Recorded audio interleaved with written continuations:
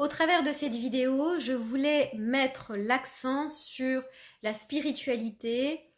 le deuil, la perte, la souffrance, en fait, c'est-à-dire que différents courants de pensée s'intéressent au deuil, donc ça, pas de problème, mais je voulais mettre l'accent là-dessus parce que moi j'ai eu dans mon entourage, je m'intéresse à la spiritualité, hein, d'où le Bouddha derrière, mais moi je ne suis pas enfermée dans des dogmes ou dans des idéologies, dans des modes de pensée qui sont façonnés en tenant pour vrai. J'aime bien aller piocher un peu partout. J'aime bien écouter les courants bouddhistes, mais je ne prends pas,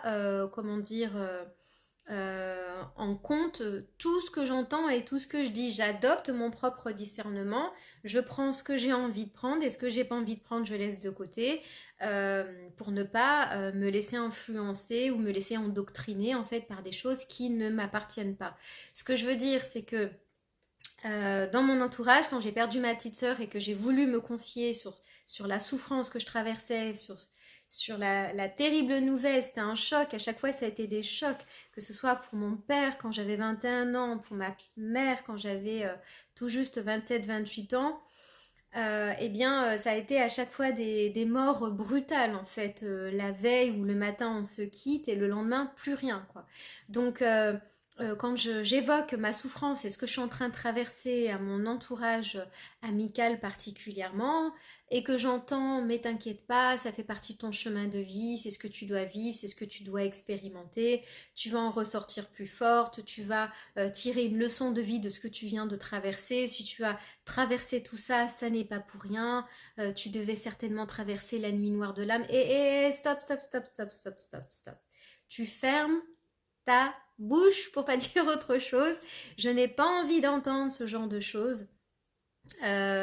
Ça, si ça fait partie de mon chemin de vie ou pas, là je suis en train de t'exprimer quelque chose qui est difficile pour moi à traverser, mais je vais le traverser et peu importe la façon dont je vais le traverser, mais je n'ai pas envie d'entendre de discours spirituels, c'est mon karma, c'est que je dois traverser ça, c'est qu'il y a forcément une leçon à en tirer, ma petite sœur elle est là, ma petite sœur ceci ou cela, peu importe. Et si j'ai pas envie d'évoluer et que j'ai envie de rester conne ou con, enfin conne ou con pour les hommes toute ma vie ou toute leur vie, c'est mon problème. D'accord? Donc,